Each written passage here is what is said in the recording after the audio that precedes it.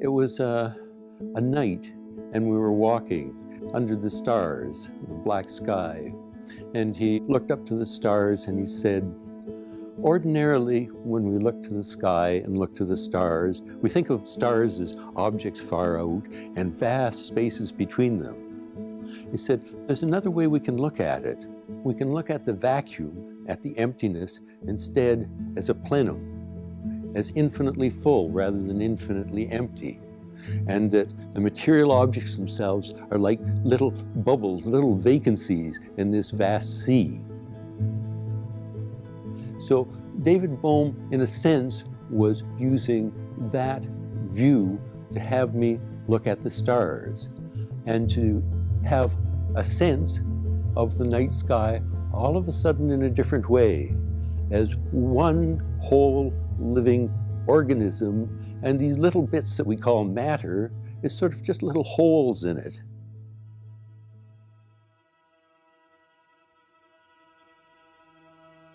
Essentially, two theories of physics had been around for some time, decades and decades. One was quantum theory, well established, quantum theory of Bohr and Heisenberg and Schrödinger. The other was Einstein's relativity.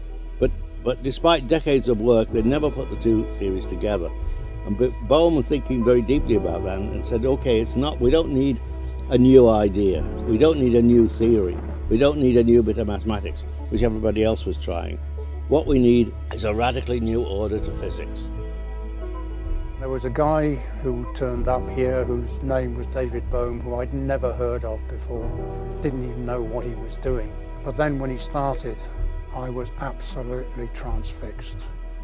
What he was saying was something that I wanted to find answers for when I was an undergraduate, and everybody refused to answer me. David Bohm was one of the scientists who really showing interest about quantum physics. Nothing objectively exists. All they depend on observer. The whole is contained in each of the parts and the parts in the whole. And my feeling is that gave that insight to Bohm, that this world we live in, it's all hard and fast. The explicit order, this is the explicit order, is really just a surface order.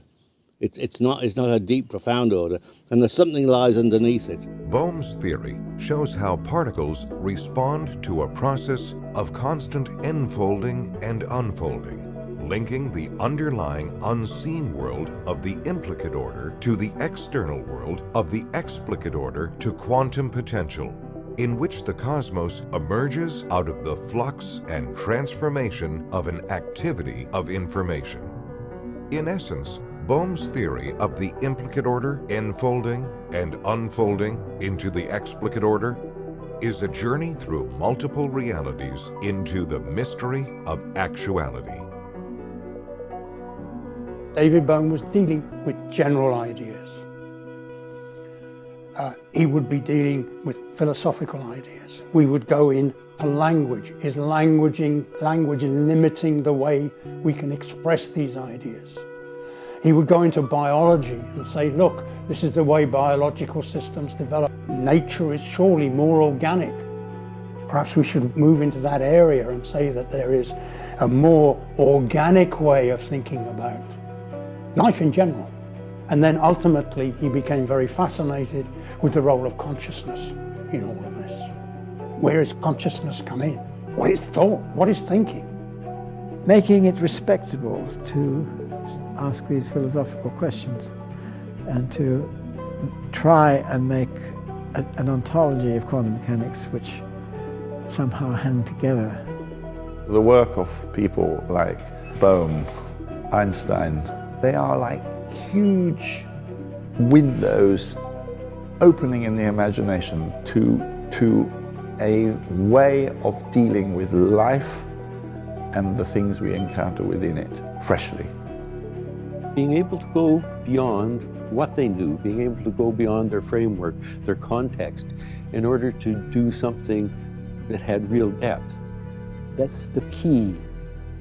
That's the deepest hidden level of reality, the gate of all wonders. The reality so far we know is but still limitless. So David Bohm, I think really something like opener of our mind.